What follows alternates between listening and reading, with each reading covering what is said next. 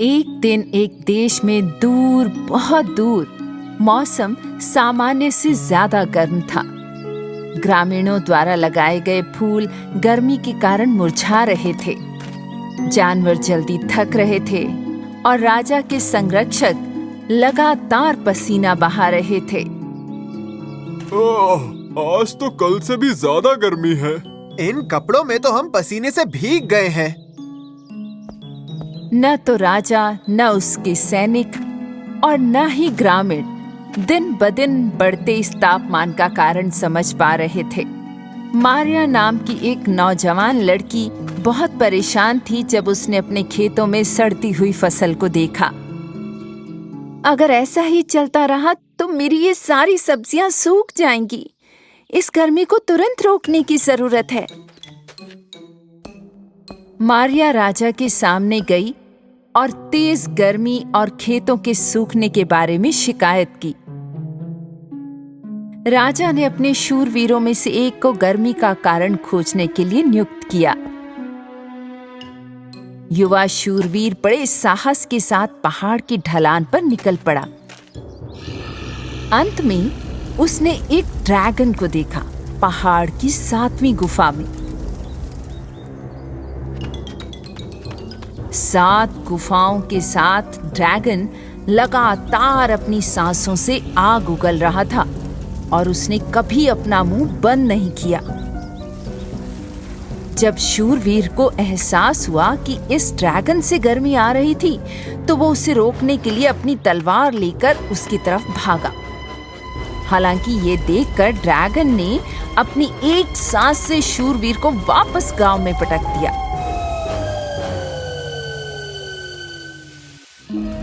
और उसके मुंह से गांव पर आग का उगलना जारी रहा।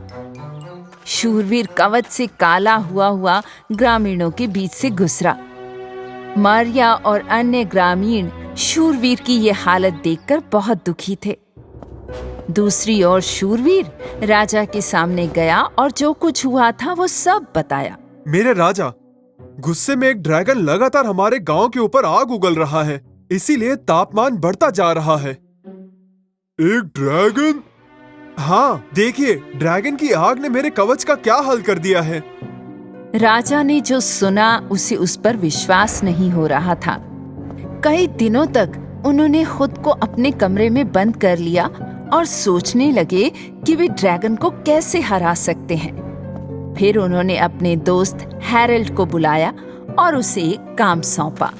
हैरल्ड ने गांव के लोगों को अपने आसपास इकट्ठा किया और राजा की इच्छा की घोषणा की। हमारे गांव के तापमान का कारण 7 गुफाओं वाले पहाड़ की 7वीं गुफा में रहने वाला एक ड्रैगन है। ये ड्रैगन बहुत शक्तिशाली है और लगातार आग उगल रहा है, और राजा ने घोषणा की है कि जो कोई भी उसका शिकार करेगा, राजा उसे 100 तोला सोना देंगे। हैरल्ड ने जो कहा उससे सुनकर ग्रामीण दहशत में थे। उनमें से हर एक ने अपने कदम पीछे खींच लिए और घरों को लौटने लगे। हालांकि बस उसी क्षण किसान मारिया बड़े साहस के साथ आगे बढ़ी। मैं ड्रैगन का शिकार कर सकती हूँ। क्या तुम सिर्फ एक खेत खोदने वाली लड़की हो? हमें मजबूत और पराक्रमी पुरुष योद्धाओं की जरूरत है। क्या तुम्हारे बीच कोई भी ऐसा नहीं है? तुम ऐसा नहीं कर सकती मारिया। मारिया, नहीं, ये तुम्हारे बस की बात नहीं है बेटा। हर तरफ सन्नाटा था। राजा के पुरस्कार की घोषणा के बावजूद मारिया के अलावा कोई आगे नहीं बढ़ा। मैं एक मेहनती लड़की हूँ जिसके पास जानवर और खेत हैं। मैं इस गर्मी को खत्म करने की पूरी कोशिश करने के लिए तैयार हूँ, नहीं तो मेरी और गांव के सभी लोगों की फसलें नष्ट हो जाएंगी। न ही हैरल्ड और न ही गांव के बाकी लोगों ने मारिया की बातों पर ध्यान दिया। फिर भी अगले दिन मारिया ने अपना धनुष बाण लिया और चल पड़ी। उस दिन बाकी किसी भी दिन के मुकाबले और भी ज्यादा गर्मी थी, और इसके अलावा 7 गुफा वाला पहाड़ चढ़ना आसान नहीं था। पूरा रास्ता चलते हुए मारिया को लगातार पसीना आ रहा था। वो लगातार पानी पीती रही। ओह, मैं बहुत थक गई हूँ, पर मुझे आगे बढ़ना है। चलो मारिया, लक्ष्य के लिए सिर्फ 2 गुफाएं बाकी हैं और तुम ये कर सकती हो। और जब 7 गुफाओं के साथ मारिया पहाड़ की 6ठी गुफा में पहुंची तो उसने देखा कि सभी बैंगनी फूल जो यहाँ बढ़ रहे थे खास तौर पर फीके हो रहे हैं। यहाँ तक कि अनोखा बैंगनी फूल सब मुरझा गए हैं। ओह, मैं पक्का उस ड्रैगन का शिकार करूंगी। मारिया पहाड़ की 7वीं गुफा तक पहुंचने के लिए मुश्किल से चढ़ी थी। यहाँ बहुत गर्मी थी, इतनी कि मारिया लगभग पिघल गई। आखिरकार अग्नि श्वास ड्रैगन दिखाई दिया। तो तुम यहाँ हो ड्रैगन? मुझे तुमसे डर नहीं लगता। मारिया ने कुछ कदम और करीब जाने की कोशिश की ड्रैगन के पास, जो पत्थरों के पीछे छिपने जा रहा था। लेकिन ड्रैगन रुका नहीं, वो आग उगलता रहा। फिर भी वो रुकी नहीं। वो अपने लक्ष्य के थोड़ा और करीब पहुंच गई। उसी क्षण उसने ड्रैगन से एक अजीब आवाज सुनी।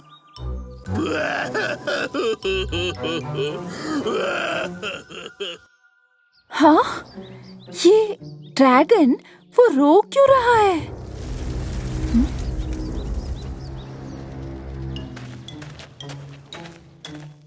जब मारिया ड्रैगन की पीठ के आसपास घूमी तो उसने देखा कि वो एक कांटेदार तार में उलझा हुआ था।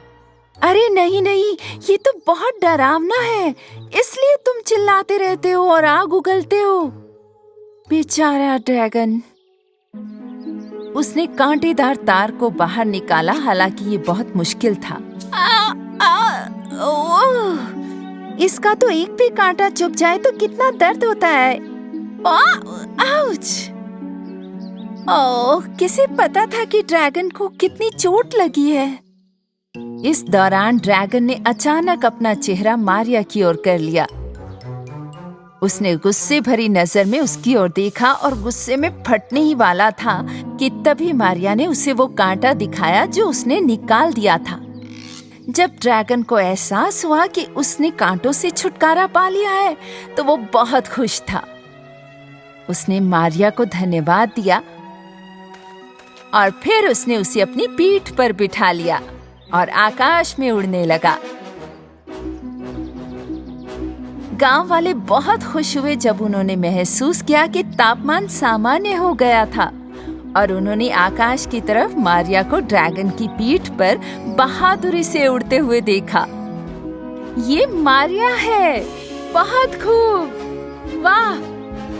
ओह मारिया, तुमने कमाल कर दिया। वाह, क्या बात ये तो अद्भुत है। ओह मारिया, तुमने तो कमाल कर दिखाया। अगली सुबह मारिया राजा के सामने पेश हुई और बताया कि कैसे उसने ड्रैगन को बचाया। इस साहस और परोपकार के साथ उसने दिखाया वो राज्य की एकमात्र शूरवीर लड़की है। उस दिन से सदियों से बच्चों को ड्रैगन किंवदंती की बहादुर शूरवीर मारिया को बताया गया है, जो कभी खेतों में काम करती थी, उनकी तरह ही। दूर देश में कहीं दूर एक राक्षस था। रेगिस्तान के बीच में रहता था। इसके अलावा उसे केवल ताजी मिट्टी खिलाई जाती थी, नए हरे पौधे और बीज। रेगिस्तान से कुछ दूर एक ऐसा राज्य था जिसे उसने अभी तक खोजा नहीं था और ना ही जाकर उसकी मिट्टी खाई थी। इस राज्य के राजा और रानी के बच्चे नहीं थे और वे इस बात से बहुत दुखी थे। जब रानी एक रात सो नहीं पाई, वो चुपके से महल से बाहर निकल गई और रेगिस्तान में घूमती रही। हालांकि रेगिस्तानी राक्षस ने उसे देखा। वो उसके पास नहीं गया और उसे नुकसान भी नहीं पहुंचाया, क्योंकि वो दुनिया के सभी पौधों और ताजी मिट्टी को खाना चाहता था। उस पल में एक तारा आकाश से गिर गया और अपने पीछे एक हरा निशान छोड़ गया। गिरते सितारे को देखकर रानी ने एक इच्छा की। ओह, काश मेरी एक बेटी होती तो तो मैं उसे गले लगाकर प्यार से बड़ा करती। उस पल में रानी के सामने एक तारा परी प्रकट हुई। ओह, तुम एक परी हो। मुझे अपनी आंखों पर विश्वास नहीं हो रहा। हाँ प्रिय रानी, मैंने आपकी इच्छा सुनी और आपके सामने प्रकट हुई। अगर आप बच्चा पैदा करना चाहते हैं तो 7 दिन और 7 रातों तक इस मरुभूमि में घूमना। सितारों का जादू आपको हैरान कर देगा। स्टार परी के शब्दों को सुनकर रानी वास्तव में रेगिस्तान में घूम रही थी। 7 दिन और 7 रात। दूसरी ओर राजा ने सोचा कि रानी, जो कई दिनों से महल में नहीं लौटी थी, खो गई है और वो तबाह हो गया। रेगिस्तान में उसके 7वें दिन के अंत में जब वो निराशा में थी, रानी ने किसी का रोना सुना। रानी उस दिशा की ओर बढ़ी जहाँ से आवाज आ रही थी। उसने देखा कि एक छोटा बच्चा रेत पर रो रहा है। उसने तुरंत उसे अपनी बाहों में ले लिया और महल में लौट आई। राजा बड़ा खुश हुआ जब उसने रानी को सुरक्षित और कई दिनों बाद देखा और एक प्यारा बच्चा वो अपनी बाहों में ले जा रही थी। उसकी खुशी और भी बढ़ा रहा था। उन्होंने उस छोटे बच्चे का नाम रखा पृथ्वी राजकुमारी। साल बीत गए। पृथ्वी राजकुमारी बड़ी हो गई और एक बहुत ही सुंदर लड़की बन गई। उसके बचपन से ही उसको बहुत पसंद था रेत से खेलना। अगर उसने रेत में एक तितली बनाई तो वो जीवित हो जाती और उसके चारों ओर उड़ती रहती। या अगर उसने एक फूल बनाया तो वो एक असली फूल बन जाता जिसकी खुशबू अद्भुत होती थी। एकमात्र व्यक्ति जिसने महसूस किया था कि पृथ्वी राजकुमारी के पास जादुई शक्ति थी, वो उसके पिता राजा थे। लेकिन उसने उसकी शक्तियों के बारे में किसी को नहीं बताया ताकि उसे कोई नुकसान न हो। एक दिन जब लोग नई फसल बो रहे थे, रेगिस्तान राक्षस की नाक ने तेज गंध पकड़ी। उसे जल्द ही एहसास हो गया कि वो ताजी मिट्टी की गंध थी। जब उसने स्वादिष्ट पौधों के बारे में सोचा कि वो बीज खाएगा, उससे रहा नहीं गया और वो उसी समय गंध की दिशा की ओर बढ़ने लगा। इस बीच राज्य में लोगों ने महसूस किया, देखा कि जमीन कांपने लगी थी। ओह, क्या चल रहा है? क्या ये भूकंप है? ये तो कुछ और है। जमीन को हिलते हुए देखकर राजा और रानी भी दौड़ पड़े महल की बालकनी से बाहर, और दूर रेगिस्तान के राक्षस को उन्होंने देखा जमीन के नीचे राज्य की ओर बढ़ता हुआ। अरे नहीं, मुझे नहीं पता था कि ये सच में होते हैं। ये बहुत बुरा है। मिथक सच हो रहा है। रेगिस्तान के राक्षस को रोकने के लिए राजा ने तुरंत अपने सैनिकों को आदेश दिया। सिपाही राज्य के द्वार पर छुप कर बैठ गए। लेकिन रेगिस्तानी राक्षस इतना बड़ा और डरावना था कि बहुत से सैनिकों ने सोचा कि वे उसे हरा नहीं सकते। जब रेगिस्तानी राक्षस राज्य के पास आया, तब उसने सैनिकों को पकड़ लिया और एक एक करके उन्हें रेगिस्तान में फेंक दिया। बचाओ! बचाओ! नहीं, मेरे सैनिक, मेरा राज्य। ये देखकर लोगों ने जमीन पर खेती करना बंद कर दिया और वो अपनी जान बचाने के लिए भागने लगे। राक्षस ने हर पौधा, हर ताजी हरियाली खाना जारी रखा। उदासी और भय के कारण लोगों को समझ नहीं आ रहा था कि वो क्या करे। राजा अपने महल से बाहर आया अपनी पूरी ताकत के साथ। पृथ्वी राजकुमारी भी उनके साथ चल पड़ी। मेरी राजकुमारी, मेरी खूबसूरत पुत्री, अपनी माँ के साथ महल में ही रहना। मैं नहीं चाहता कि तुम्हें चोट पहुँचे। नहीं डैडी, आपको पता है मैं उसे हरा सकती हूँ। मैं अपना राज्य, अपनी भूमि बचा सकती हूँ। राजा नहीं चाहते थे कि उनकी इकलौती बेटी पृथ्वी राजकुमारी रेगिस्तान के राक्षस का सामना करे, तो उन्होंने उसे वहीं रोका, तलवार उठाई और दौड़ पड़े राक्षस की ओर, जो उपजाऊ जमीन को खा रहा था। उन्होंने उसे रोकने की कोशिश की, लेकिन नाकाम रहे। रेगिस्तान राक्षस ने राजा को उठाकर फेंकने की कोशिश करते ही पृथ्वी राजकुमारी खुद को रोक नहीं पाई और उसने रेती पर कवच का चित्र निकाला। वो जादुई रूप से वास्तव में ढाल बन गई और उस ढाल से राजकुमारी ने खुद का कवच बनाया और रेगिस्तानी राक्षस की ओर दौड़ पड़ी। रेगिस्तानी राक्षस ने राजकुमारी पर रेत फेंकी, फिर भी वो उसे रोक नहीं सका।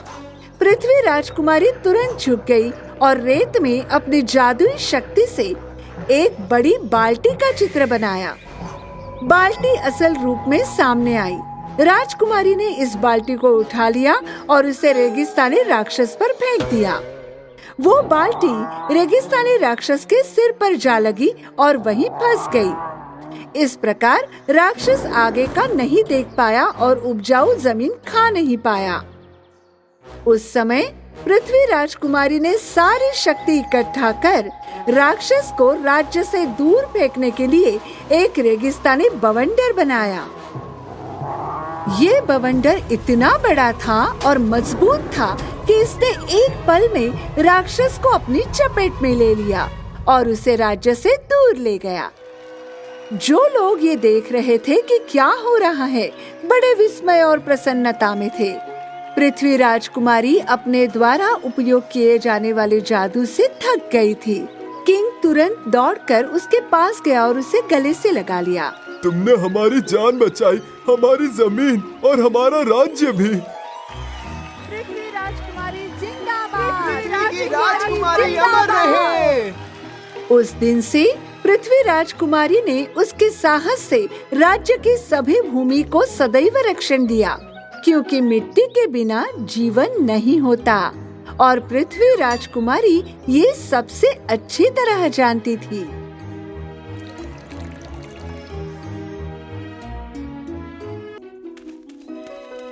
एक बार की बात है, एक छोटे से शहर में दो भाई बहन रहते थे। लड़के का नाम था हैरी और वो बहुत शरारती था, और लड़की का नाम था सैली। वो बहुत होशियार थी लेकिन थोड़ी भुलक्कड़ भी। हैरी और उसकी बड़ी बहन सैली बहुत गरीब थे। वे अक्सर खाली पेट सो जाते थे और हर दिन भूखे रहते थे। रात में उनके लिए सोना मुश्किल था क्योंकि उनके पेट में दर्द होता था। एक दिन सैली इतनी भूखी थी कि उसके पेट से आवाजें आ रही थीं। ओह, हमने कई दिनों से अन्न का एक दाना तक नहीं खाया। सैली अपनी भूख मिटाने के लिए पार्क में टहलना चाहती थी। वो घर से निकल गई। वो अपने साथ पानी की बोतल भी ले गई। थोड़ी देर बाद वो पानी पीकर आराम करना चाहती थी। हालांकि तभी जर्जर कपड़ों में एक बूढ़ी औरत उसके सामने आ गई। वो औरत धीरे धीरे सैली के पास आ गई। लड़की, मुझे पानी का एक घूंट दो। मैंने कई दिनों से पानी नहीं पिया। मुझे बहुत प्यास लगी है। हाँ हाँ, ये लीजिए, आप जितना चाहें पी सकती हैं। बूढ़ी औरत ने पानी पिया और एक पल में वो एक खूबसूरत युवा परी में बदल गई। अरे परी, तुम्हारी मदद के लिए बहुत बहुत धन्यवाद सुंदर लड़की। एक वर मांगो। मेरा भाई हैरी और मैं बहुत गरीब हैं और कई दिनों से भूखे हैं। ठीक है, घर पहुंचते ही मेज पर देखना, तुम्हें जादू का कटोरा मिलेगा। जादू का कटोरा? हाँ, जब तुम कहोगी कटोरे गर्म खाना पकाओ तो ये तुम्हारे लिए मीठा दलिया बनाएगा, और जब तुम कहोगी रुको कटोरे, ये काफी है, तो ये रुक जाएगा। अब तुम और तुम्हारा भाई कभी भूखे नहीं रहेंगे। बहुत बहुत धन्यवाद प्यारी परी। हे छोटी लड़की, जादू के कटोरे के लिए जादुई शब्द मत भूलना।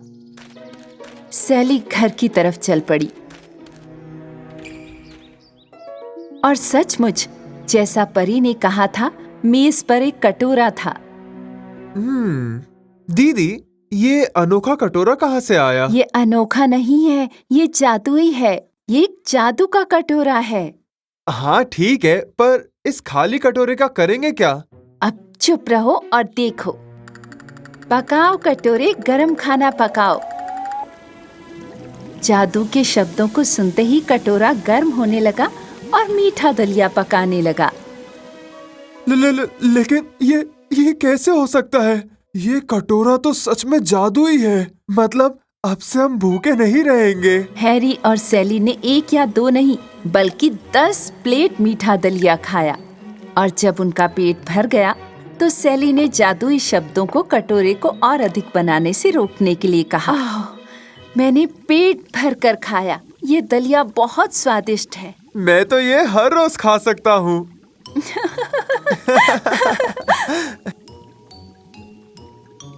तुम कभी विश्वास नहीं करोगे कि मुझे ये जादुई कटोरा कैसे मिला। सचमुच सैली और हैरी ने कई दिनों तक मीठा दलिया खाया और इसके स्वाद से वे कभी नहीं थके। एक दिन बाहर जाने से पहले सैली अपने भाई को बताना चाहती थी कि कटोरे को कैसे रोकना है। हैरी, हैरी, मुझे तुम्हें एक बहुत जरूरी बात बतानी है। चलो आओ। हैरी ने अपनी बहन की बात को अनसुना कर दिया और उसके पास नहीं आया। तो सैली उसके पास गई, लेकिन उसी पल वो भूल गई कि वो क्या कहने वाली थी। आखिरकार वो भुलक्कड़ जो थी। क्या हो गया? तुम मेरे सर पे क्यों खड़ी हो? तुम्हें दिख नहीं रहा मैं सो रहा हूँ? सैली, मैं तुम्हें बहुत जरूरी बात कहने आई थी, लेकिन तुम भूल गई। सही कहा ना मैंने? तुम्हारी याददाश्त है ही कमजोर। इतना मतलबी मत बनो हैरी। वैसे भी मैं जा ही रही हूँ। लेकिन एक बार जब वो बाहर थी, सैली को याद आया कि उसे अपने भाई से क्या कहना है। ओह, अब मुझे याद आया कि मुझे उसे याद दिलाना था कि जादू की कटोरे को कैसे रोकना है। चलो ठीक है, हैरी मेरे पहुंचने तक नहीं उठेगा। पर इधर हैरी उसके घर से निकलते ही जाग गया था। वो अपने बिस्तर से उठकर मेज की तरफ गया क्योंकि वो बहुत भूखा था। खाना बना कटोरे, चल खाना बना। जादू का कटोरा तुरंत गर्म होने लगा।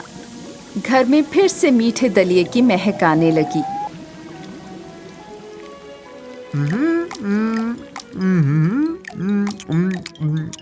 हैरी ने मीठे दलिये की एक बड़ी प्लेट खा ली थी। अब वो उसे पकाने से रोकना चाहता था। मैंने काफी खा लिया। मुझे लगता है आज के लिए इतना काफी है। अरे रुक जा कटोरे, और मत पका। रुक जा। लेकिन जादू के कटोरे ने खाना बनाना बंद नहीं किया क्योंकि ये सही जादुई शब्द नहीं थे। रुक जा कटोरे, रुक जा। जादू का कटोरा नहीं रुका। वो मीठा दलिया पकाता रहा। अरे नहीं, अब मैं क्या करूँगा? ये तो रुक ही नहीं रहा है। कटोरे रुक जा, रुक जा। ये रुक क्यों नहीं रहा है? हैरी कुछ भी कहता रहा, पर कटोरा मीठा दलिया पकाता रहा और जब तक सैली घर लौटी तब तक लगभग पूरा घर दलिये से भर चुका था। मेरा भाई शायद अभी तक उठा ही नहीं है, इसलिए अब मैं उसके लिए स्वादिष्ट दलिया बनाती हूँ। आह, ये क्या है? जब सैली घर का दरवाजा नहीं खोल सकी तो उसने खिड़की से देखा, और क्या देखा! पूरा घर चिपचिपा और दलिये से भरा हुआ था क्योंकि उसका भाई हैरी कटोरे को पकाने से रोक नहीं पा रहा था। ओह, ये बहुत ही भयानक है। हैरी! दीदी, मेरी मदद करो, मैं गिर जाऊंगा। रुको कटोरे, ये काफी है। सैली के जादुई शब्दों को सुनते ही कटोरे ने दलिया पकाना बंद कर दिया और आखिरकार हैरी दलिये में डूबने से बच गया।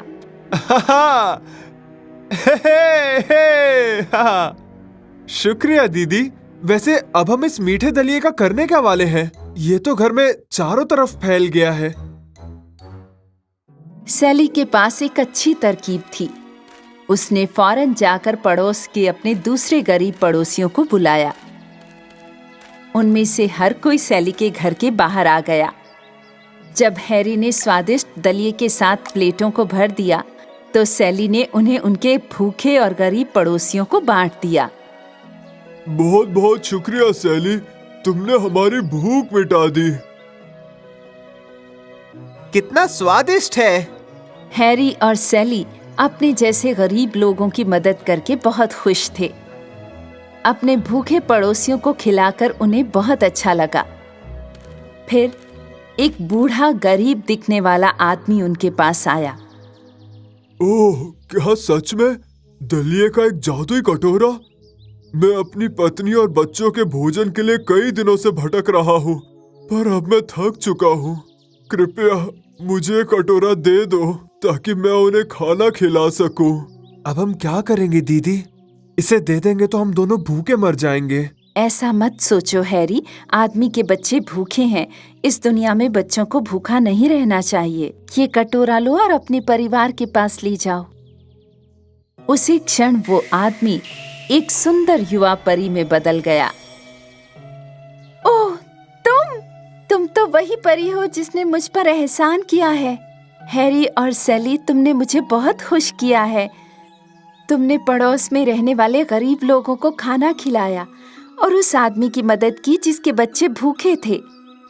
इस एहसान के बदले तुम ये जादुई कटोरा हमेशा के लिए रख सकती हो। तुम इसके लायक हो।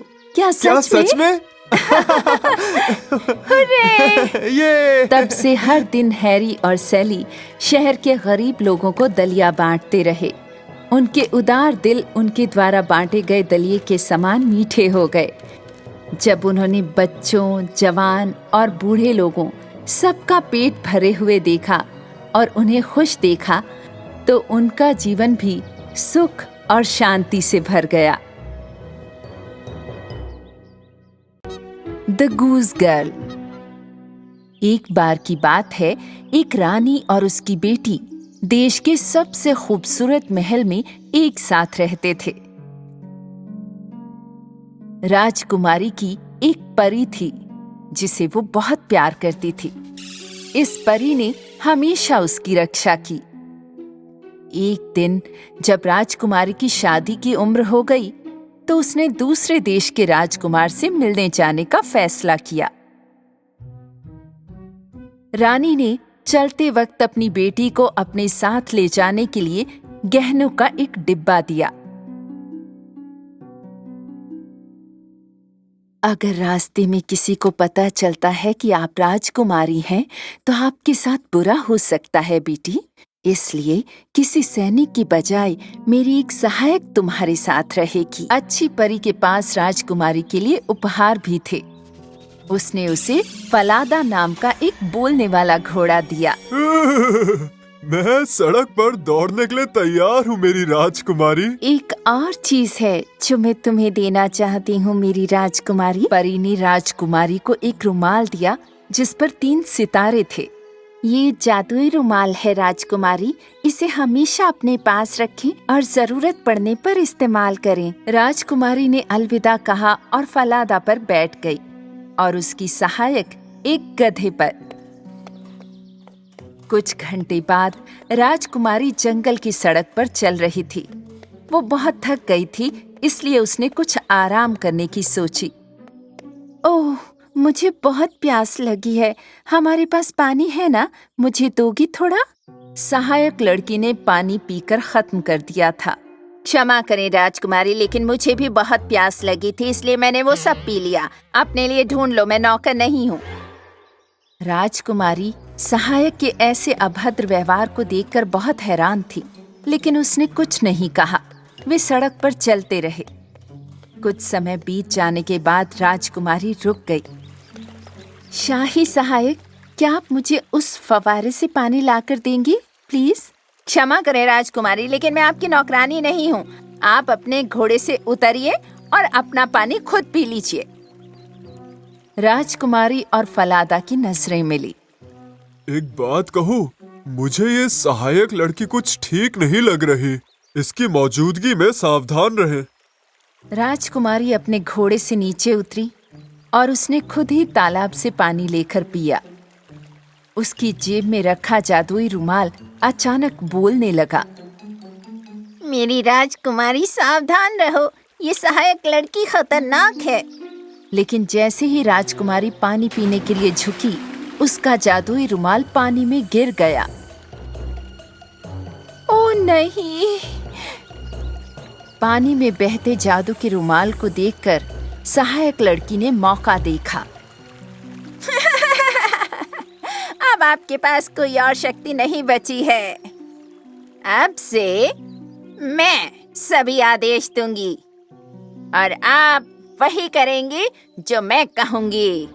अब राजकुमारी के कपड़े उतारो और मुझे दे दो। अगर तुम लोगों ने किसी को सच बताया तो मैं तुम्हें जेल में डाल दूंगी। सहायक लड़की ने न सिर्फ राजकुमारी के कपड़े पहने बल्कि वो उसके घोड़े फलादा पर भी चढ़ गई और आगे बढ़ने लगी। दूसरी ओर असली राजकुमारी अब गधे पर चढ़ गई थी और धीरे धीरे वो उसके पीछे चलने लगी। कुछ देर बाद वे दोनों राजकुमार के महल में पहुंची। जब राजकुमार ने उनका स्वागत किया तो उसने सोचा कि सहायक लड़की राजकुमारी है और उसे अंदर आमंत्रित कर लिया, जबकि असली राजकुमारी बाहर खड़ी रही। ठीक है मेरे राजकुमार, वो सिर्फ एक नौकरानी है, उसे हमारे साथ महल में अंदर आने की जरूरत नहीं है। अच्छा होगा कि आप उसे कोई नौकरी दे दें ताकि वो अपनी नौकरों वाली औकात ना भूले। राजकुमार ने वैसा ही किया और उसे कॉनराड नाम के एक लड़के से मिलवाया जो हंसों का रखवाला था। कॉनराड की मदद करके आप भी हंसों का चरवाहा बन सकती हैं। मेरे राजकुमार, मेरा आपसे एक और अनुरोध है। क्या आप इस क्रोधी घोड़े को बांध सकते हैं? बेहतर होगा आप उसे जंजीरों में बांध दें। उसने मुझे यहाँ तक आते आते मार ही डाला होता। तो राजकुमार ने एक सहायक को बुलाया और उसे घोड़े को एक खलिहान में बांधने का आदेश दिया। सहायक लड़की ये सुनिश्चित करने की कोशिश कर रही थी कि उसका धोखा गुप्त रहे और उसने राजकुमार को मूर्ख बनाया। असली राजकुमारी दुखी थी और रो पड़ी कि उसका घोड़ा फलादा जंजीरों में जकड़ा हुआ था। वो तुरंत उसे देखने खलिहान में गई। बेचारा फलादा वहाँ जंजीरों में जकड़ा हुआ था। ओ फलादा, ये उन्होंने क्या किया? अगर आपकी रानी माँ ने सुना कि क्या हुआ तो वो बहुत परेशान होंगी मेरी राजकुमारी। निराश होकर राजकुमारी ने अपने घोड़े फलादा को छोड़ दिया और कॉनराड के साथ घास के मैदान में हंसों को चराने लगी। थोड़ी देर बाद वो आराम करने के लिए एक पत्थर पर बैठ गई और सोने के क्लिप खोल दिए जिससे उसके बाल बंधे हुए थे। जब कॉनराड ने इन चमकदार हेयर क्लिप्स को देखा तो वो तुरंत राजकुमारी के बालों के पास पहुंचा। वो उन्हें लेना चाहता था। गोल्डन हेयर क्लिप्स, मुझे ये सुनहरे बाल चाहिए। मेरे बालों को छोड़ दो। उड़ाओ पागल हवा, तेज और सीधे उड़ाओ। कॉनराड की टोपी उड़ाओ और ले जाओ। उसी समय ऐसी पागल हवा चली कि कॉनराड की टोपी उसके सिर से उड़ गई। पहाड़ों पर उड़ती हुई टोपी का पीछा करने के बाद कॉनराड ने आखिरकार अपनी टोपी पकड़ ली। राजकुमारी, जिसने अपने बालों को फिर से बांध लिया था, उसने अपने सुनहरे बालों की क्लिप छिपा दी। सूर्यास्त तक हंसों को एक साथ चराने के बाद कॉनराड और राजकुमारी आखिरकार महल में लौट आए। कॉनराड तुरंत राजा के सामने गया। मैं उस अजनबी के साथ काम नहीं करना चाहता। पर क्यों कॉनराड? वो पागल है। वो अपने घोड़े से बात कर रही थी और मेरी टोपी भी उड़ा दी और मेरा मजाक उड़ा रही थी। इन शब्दों के बाद राजा के मन में संदेह पैदा हो गया। अगले दिन राजा ने गुप्त रूप से राजकुमारी का पीछा किया। राजकुमारी पहले खलिहान में गई और अपने जंजीर वाले घोड़े फलादा से बातें की। घोड़े को बातें करते देख राजा को अपनी आंखों पर विश्वास नहीं हुआ। फिर वो घास के मैदान में गया जहां कॉनराड और राजकुमारी कल हंस चरा रहे थे और वो झाड़ी के पीछे छुप गया। थोड़ी देर बाद उसने राजकुमारी के बालों में सुनहरे बालों की क्लिप देखी।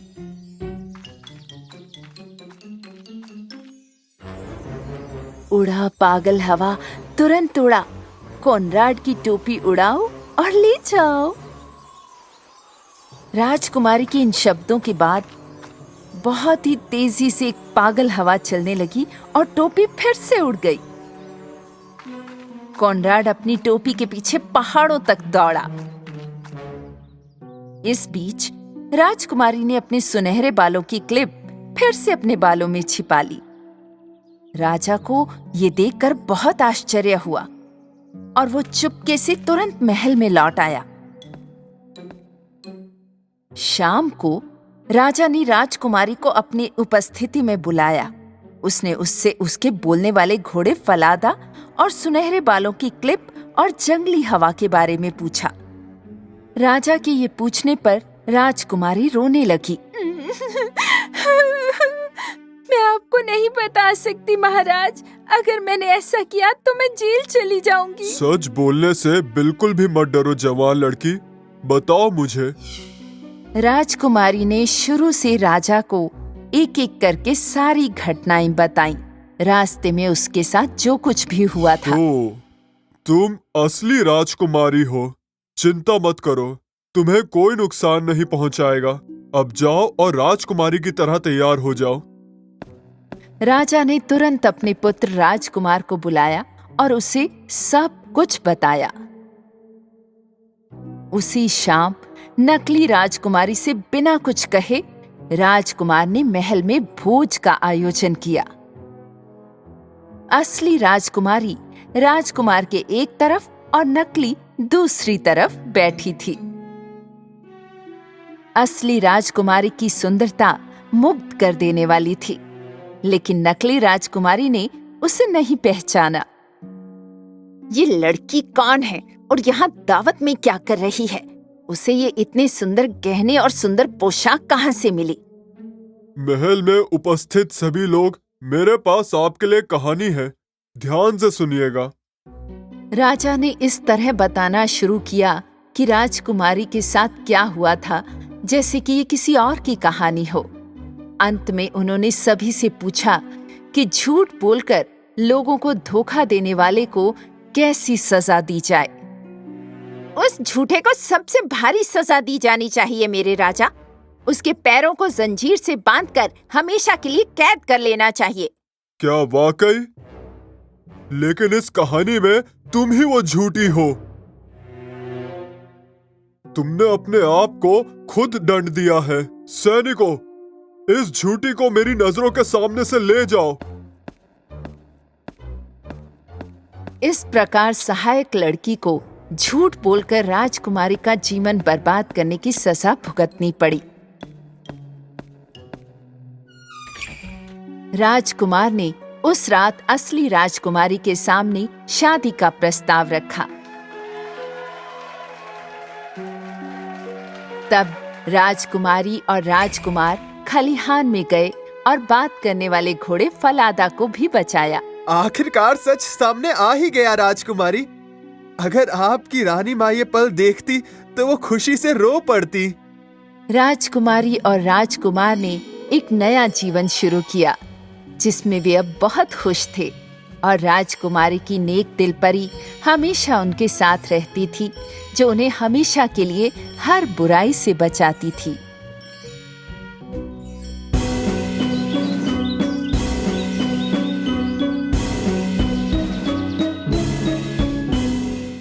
कई साल पहले इस धरती पर बहुत दूर सिंड्रेला नाम की एक सुंदर लड़की रहती थी। सिंड्रेला की माँ को गुजरे बहुत साल हो गए थे। उसके पिता ने ही उसे पाल पोस कर बड़ा किया था। जब सिंड्रेला के पिता ने दूसरी शादी की, तब उसके जीवन में बहुत बदलाव आया। उसके पिता की नई पत्नी और उनकी 2 बेटियां सौतेले पिता के घर रहने आए। पहली बार जब वे मिले, तब से सौतेली माँ को सिंड्रेला एक आंख ना भाती थी। वो और उनकी बेटियां सिंड्रेला के सौंदर्य और दयालु दिल से बहुत ईर्ष्या करते थे। सिंड्रेला की बहन सिंड्रेला जितनी खूबसूरत नहीं थी। इतना ही नहीं, वो दोनों कठोर और बिगड़ी हुई भी थी। एक दिन किसी काम के कारण सिंड्रेला के पिता को लंबी यात्रा पर जाना पड़ा। और यही वो समय था जब सिंड्रेला की सौतेली माँ और बहनों ने उसके जीवन को नर्क बना दिया। जब सिंड्रेला अपने बगीचे में अपने प्यारे पंछियों के साथ बातें कर रही थी, तब उसकी सौतेली माँ उसके पास आई। आज के बाद तुम इस अटारी में रहोगी, घर के सारे काम करोगी और मुझे तुम्हारा इन कपड़ों में घूमना फिरना बिल्कुल पसंद नहीं। सिंड्रेला को पता नहीं था इस पर क्या बोले। असहाय रूप से जैसा उसे कहा गया उसने किया। उसने अपनी चीजें उठाई और अटारी में चली गई। उस दिन के बाद से सिंड्रेला घर के सारे काम खुद ही कर लिया करती थी। वो बहुत थक जाती, लेकिन ना उसकी सौतेली माँ या उसकी सौतेली बहनों को उसकी दया आई। फर्श को दोबारा ठीक से साफ करो, क्या तुम्हें धूल नहीं दिखाई देती? तुमने अभी तक कपड़े नहीं धोए, मेरे पास पहनने के लिए कुछ नहीं। सिंड्रेला के पास चूहे और खिड़की पर आकर बैठने वाले पंछियों के अलावा कोई दोस्त नहीं था। सर्दी से बचने के लिए रात के समय सिंड्रेला नीचे चिमनी के पास जाकर सेक लेते लेते वहीं पर सो जाती है। ऐसे ही दिन गुजरते गए। एक दिन शहर में राज्य द्वारा एक घोषणा की गई। राजकुमार द्वारा महल में एक पार्टी का आयोजन किया गया है। शादी के लिए पात्र सभी लड़कियों को इस पार्टी में आमंत्रित किया जाता है। जैसे ही सौतेली बहनों ने ये बात सुनी, वो भागते हुए घर गई और अपनी माँ को बताया। पार्टी में आप दोनों ही सबसे सुंदर होगी। राजकुमार ने आप दोनों में से एक को ही चुनना चाहिए। इस तरह हम सभी महल में रह पाएंगे, है ना माँ? हमें तुम दोनों के लिए गाउन और जूते खरीदने होंगे। चलो खरीदारी करने जाते हैं। सौतेली माँ और बहनें बाहर चली गई। वहां खड़ी होकर ये बातें सुनने वाली सिंड्रेला उदास हो गई। कई दिन तैयारियां चल रही थी। सौतेली बहनों के गाउन सिलकर आ गए थे। हर दिन वो दोनों दर्पण के सामने खड़ी रहती और खुद को बताती, हम ही पार्टी में सबसे सुंदर लड़कियां होंगी।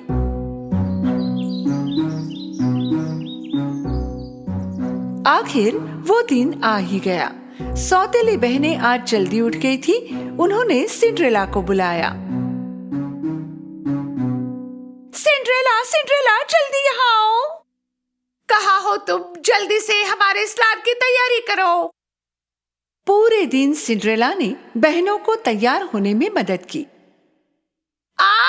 जरा धीरे धीरे ब्रश करो, सारे बाल निकाल दोगी क्या? शाम तक दोनों पार्टी के लिए तैयार हो गई। तुम दोनों सुंदर दिख रही हो, बहुत सुंदर। सिंड्रेला ने सारी हिम्मत जुटाई और सौतेली माँ से पूछा, क्या मैं भी पार्टी में आ सकती हूँ? कौन, तुम? हाँ, उन्होंने सारी युवा लड़कियों को बुलाया है। क्या पार्टी के लिए ये तुम्हारी पोशाक है? राजकुमार को अपने लिए पत्नी चाहिए, नौकरानी नहीं।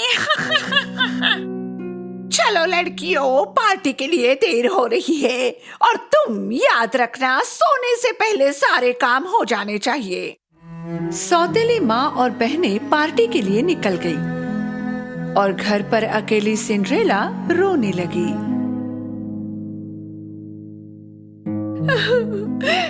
मैं पार्टी में क्यों नहीं जा सकती?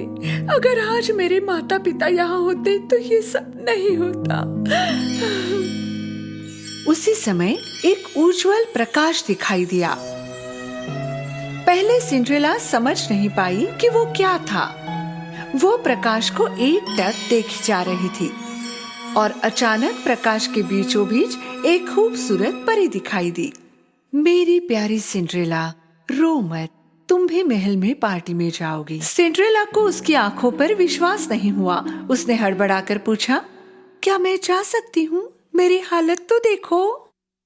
चिंता मत करो, मैं हूं ना तुम्हारी मदद के लिए। मुझे एक कद्दू और 7 चूहे ला कर दो। सिंड्रेला को समझ नहीं आ रहा था कि उन्हें ये चीजें क्यों चाहिए, पर उसने वही किया जो उसे कहा गया।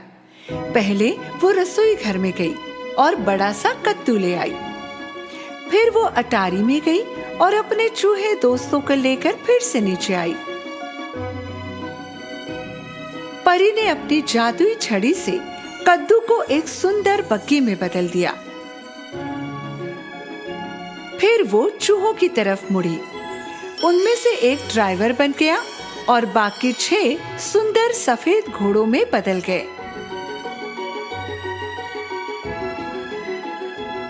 आश्चर्यचकित सिंड्रेला बग्गी और घोड़ों को देख रही थी। तभी परी उसकी तरफ मुड़ी। जब उसने अपनी जादुई छड़ी से सिंड्रेला को छुआ, उसकी पुरानी ड्रेस एक खूबसूरत पार्टी गाउन में बदल गई।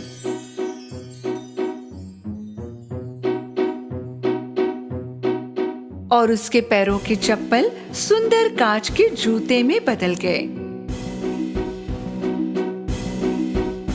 मैं राजकुमारी की तरह दिख रही हूँ। अब पार्टी में जाने का समय हो गया है, पर भूलना मत, जैसे ही घड़ी में 12 बजते हैं तुम घर चले आना, क्योंकि उसके बाद तुम पहले जैसी हो जाओगी। सिंड्रेला ने परी को बहुत ध्यान से सुना। फिर वो बग्गी में बैठी और महल की ओर चल पड़ी। उसकी खूबसूरत बग्गी महल के सामने जाकर रुक गई। जब सिंड्रेला ने भव्य दरवाजों से महल में प्रवेश किया, सबकी आंखें उसे ही देख रही थी। वो बहुत सुंदर और खानदानी लग रही थी।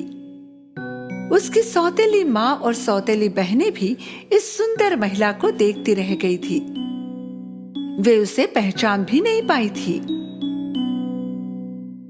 अचानक सीढ़ियों पर राजकुमार दिखाई दिया।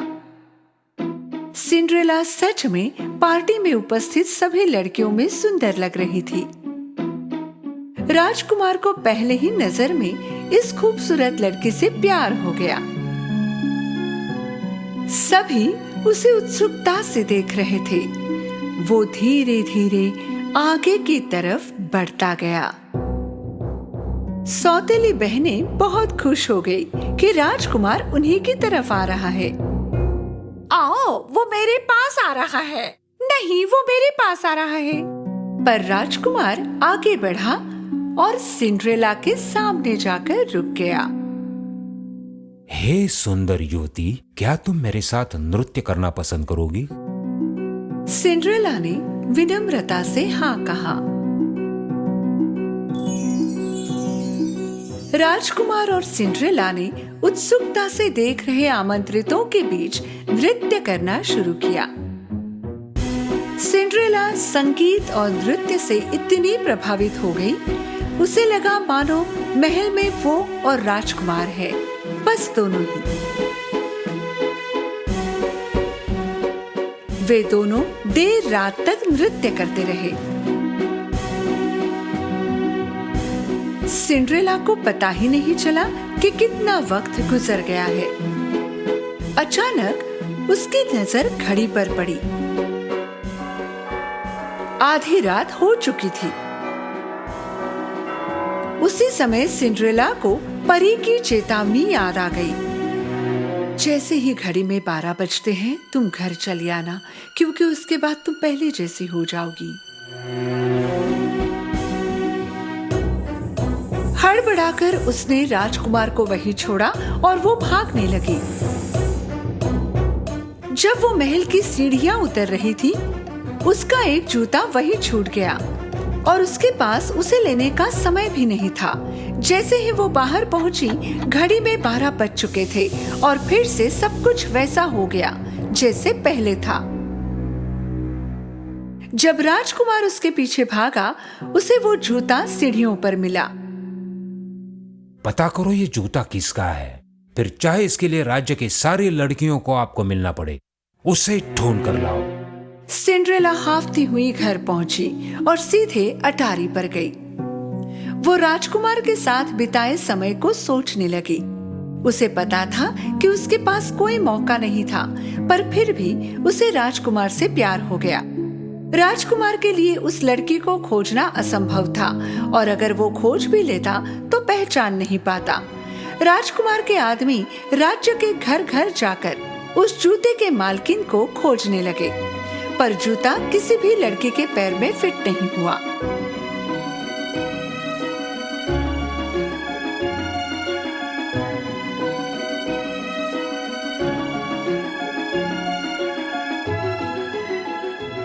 अंत में राजकुमार के आदमी सिंड्रेला के घर पहुंचे। सिंड्रेला राजकुमार की गाड़ी को घर के सामने देखकर बहुत खुश हो गई। जैसे ही सिंड्रेला कमरे के बाहर जाने लगी, उसकी सौतेली माँ दरवाजे पर दिखाई दी। तू कहाँ चल दी? तुम भी जूता पहनने की कोशिश करना चाहती हो?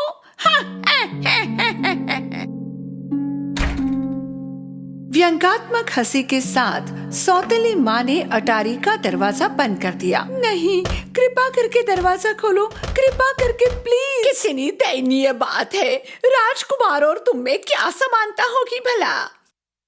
आदमी ने पहले पतली बहन को जूता पहनाया, पर वो उसके पैर के लिए बहुत छोटा था।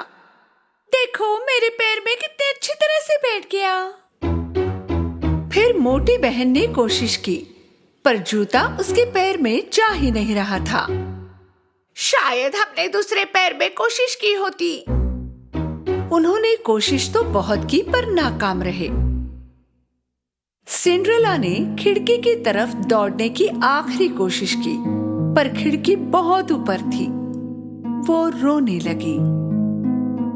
उसे रोता देख उसके चूहे दोस्त उसके पास आए। मेरी सौतेली माँ ने मुझे बंद कर रखा है, चाबी उसी के पास होगी। चूहा दरवाजे के नीचे से फिसलकर बाहर आया। सौतेली माँ दरवाजे पर राजकुमार के आदमियों के साथ खड़ी थी। आप कल क्यों नहीं आते? आज वो बहुत थकी हुई है और पैरों में सूजन है। चूहे ने सौतेली माँ के स्कर्ट पर कूदकर चाबी निकाली और ऊपर की ओर दौड़ा। उसने चाबी दरवाजे के नीचे से अंदर सरकाई। चाबी देखकर सिंड्रेला बहुत खुश हुई। दरवाजा खोलकर वो जल्दी से नीचे की तरफ भागी। अरे तुम बाहर कैसे निकल आई? कृपया रुकिए, जाइए मत, मुझे भी जूता पहनना है। सौतेली माँ और बहनें ये सुनकर जोर से हंसने लगी। शांत हो जाओ, ये राजकुमार का हुक्म है कि राज्य की सारी लड़कियों ने कोशिश करनी चाहिए। जब सिंड्रेला ने जूता पहना, सबको आश्चर्य हुआ, क्योंकि जूता उसके पैर में अच्छे से फिट हुआ। सुंदर युवती, क्या ये बूट तुम्हारा है?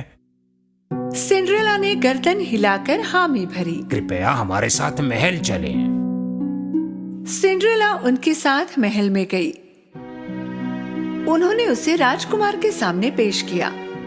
जैसे ही राजकुमार ने सिंड्रेला की आंखों में देखा, वो जान गया कि उस रात उसने उसी के साथ नृत्य किया था। उसने सिंड्रेला का हाथ थामा। आखिर मैंने तुम्हें ढूंढ ही लिया। क्या तुम मुझसे विवाह करोगी? खुशी के आंसू भरे आंखों से उसने राजकुमार का प्रस्ताव स्वीकार किया। उन्होंने शादी की और खुशी से जीवन बिताने लगे।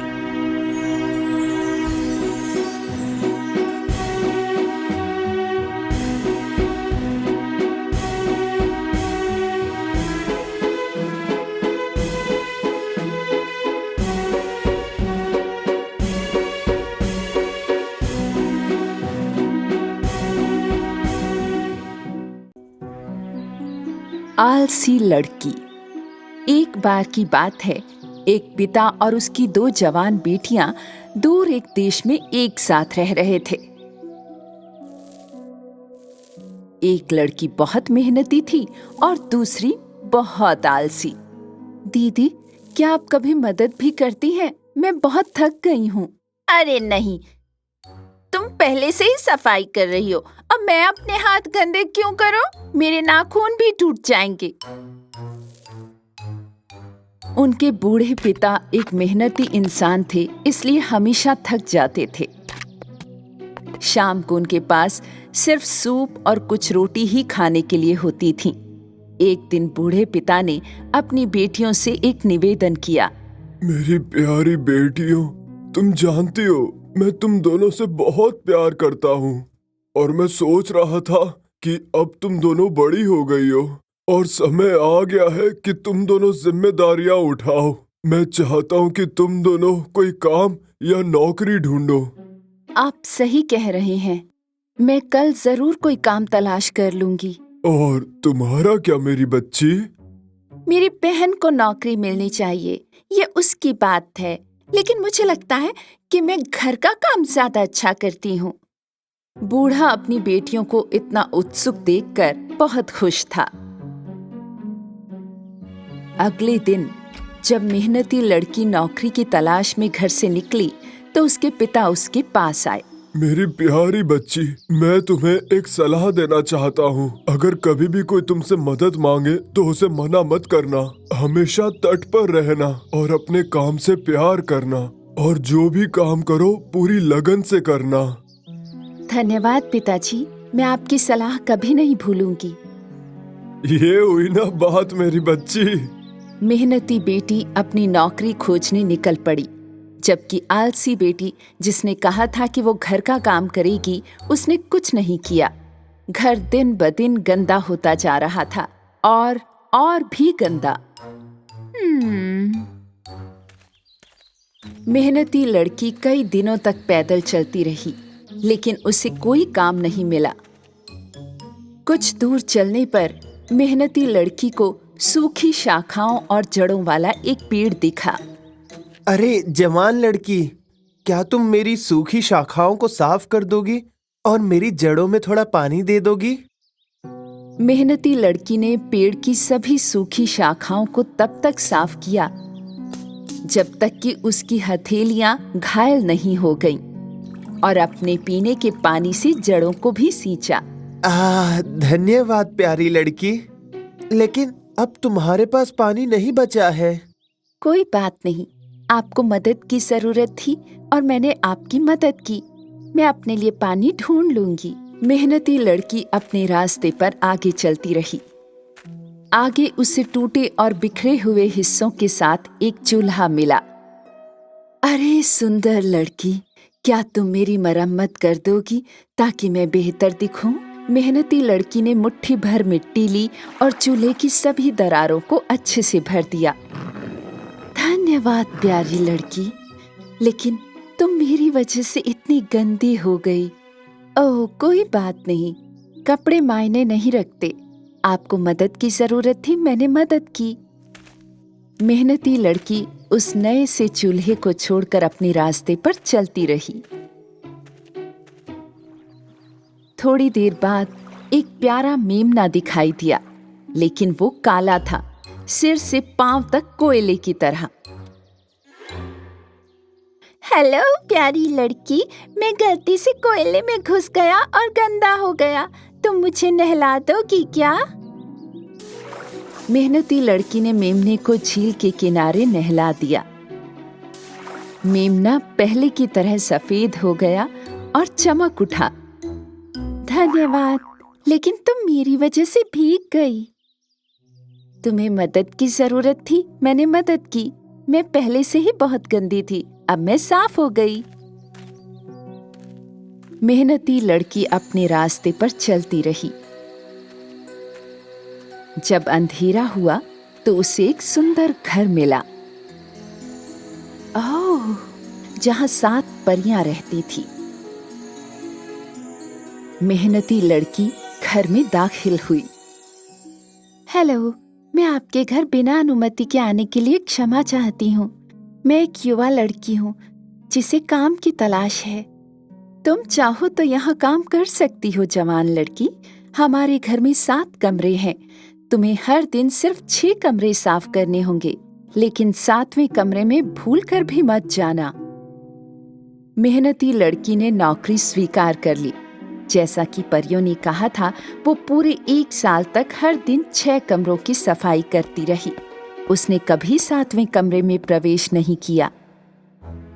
और जब उसके पास काफी पैसे जमा हो गए तो उसने परियों से घर लौटने की अनुमति मांगी। बेशक जवान लड़की, तुम घर जा सकती हो।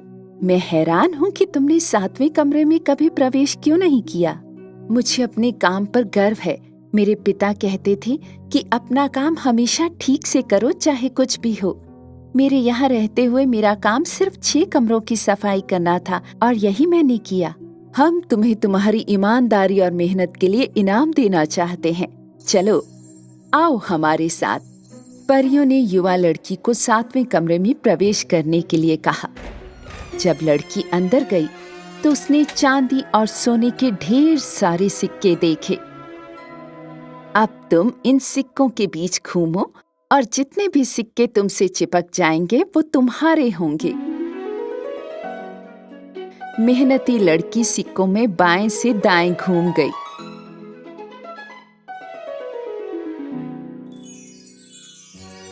वो बिल्कुल किसी स्टार की तरह लग रही थी जिस पर पैसे लगे हुए थे। फिर मेहनती लड़की परियों को छोड़कर घर लौटने लगी। रास्ते में उसे मेमना मिला, जिसे उसने पहले नहलाया था। मेमना मोतियों से ढका हुआ था। मैं आपकी मदद को भूला नहीं प्यारी लड़की, लो जितने चाहे मोती ले लो। मेहनती लड़की ने मेमने को धन्यवाद दिया और अपनी बाहों और गर्दन को मोतियों से ढक लिया और अपने रास्ते पर चलती रही। चलते चलते अब वो चूल्हे के पास पहुंची जिसकी उसने जाते वक्त मरम्मत की थी। आपने मेरी जो मदद की उसे मैं नहीं भूला प्यारी लड़की। लो मेरी गर्मा गर्म रोटियां और केक तुम्हारे हैं। मेहनती लड़की ने चूल्हे द्वारा दी गई रोटियों में से कुछ खा ली और उसमें से कुछ घर के लिए रख ली और अपने रास्ते पर चलती रही।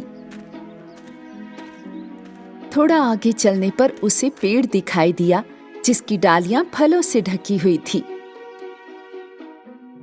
इधर आओ प्यारी लड़की, तुमने जो मदद की उसके लिए मैं आभारी हूँ। ले लो, मेरे सारे अंगूर तुम्हारे हुए। मेहनती लड़की ने धन्यवाद दिया और पेड़ से विदा लेकर चलने लगी। बहुत बहुत धन्यवाद, कितना फलदायी अनुभव है। उसके पिता और आलसी बहन ने दरवाजे पर उसका अभिवादन किया। लड़की की गठरी सोने और मोतियों से भरी हुई थी। आलसी बहन को बहुत जलन हुई जब उसने देखा कि उसकी बहन इतनी अमीर हो गई है। उन सिक्कों को देखो, मुझे नौकरी पाने के लिए एक अमीर परिवार की तलाश करनी होगी। अगर मेरी बहन के पास मोती हैं तो मुझे पन्ने मिलेंगे।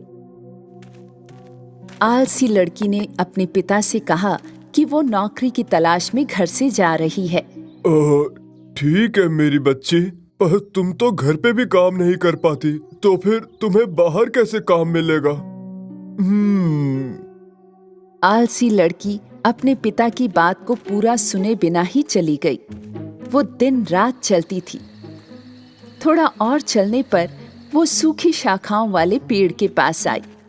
पेड़ ने लड़की से मदद मांगी। कैसी हो जवान लड़की, क्या तुम मेरी मदद करोगी?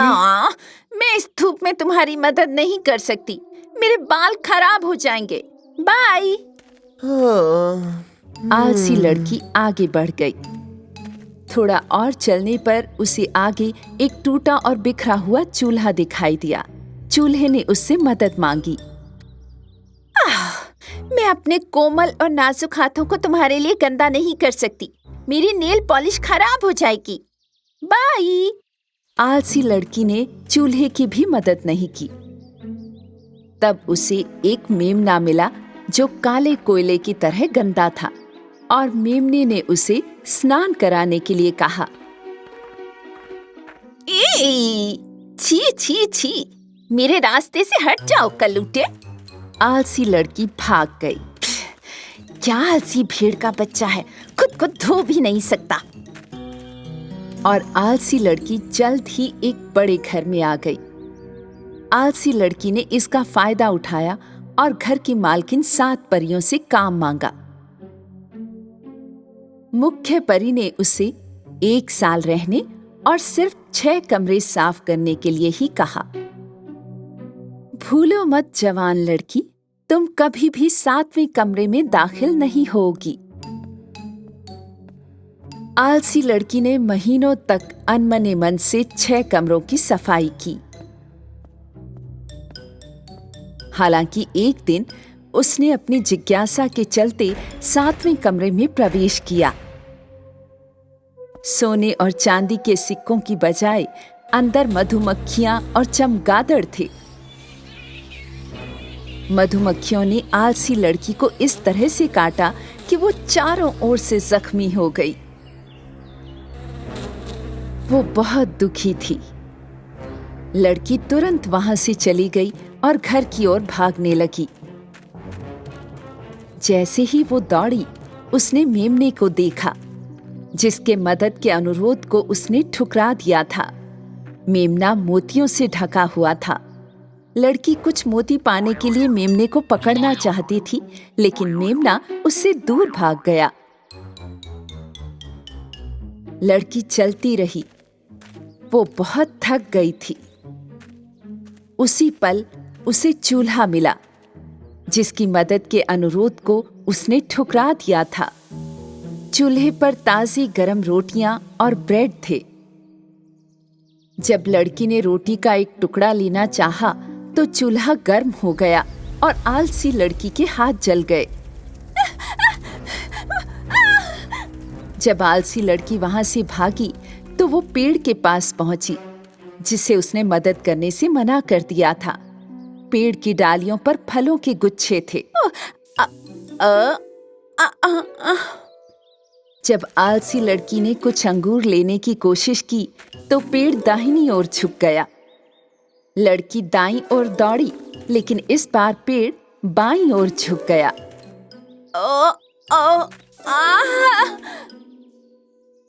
इधर उधर भागते भागते वो थक गई। आलसी लड़की ने आखिरकार फल खाने का इरादा ही छोड़ दिया। वो पूरे 2 दिन तक बिना रुके चलती रही और आखिरकार घर पहुंच गई। उसके पिता और बहन ने आलसी लड़की को गंदे कपड़ों में घर लौटते और घायल हालत में देखा और वे बहुत हैरान हुए। आलसी लड़की ने बड़े पछतावे के साथ जो कुछ हुआ था उन्हें बताया। मुझे विश्वास नहीं होता कि ये इतना दर्द देता है। मेरी प्यारी बहन, अब तुम समझ गई कि मेहनती होना कितना जरूरी है। याद रखो बेटी, अगर जीवन में ईमानदार और मेहनती बनोगी तो तुम्हें इनाम जरूर मिलेगा। उस दिन के बाद आलसी लड़की फिर कभी आलसी और कामचोर नहीं रही। दोनों बहनों ने कड़ी मेहनत की और उन्हें अच्छा फल मिला और इस छोटे से परिवार का जीवन सुख, शांति और खुशियों से भर गया।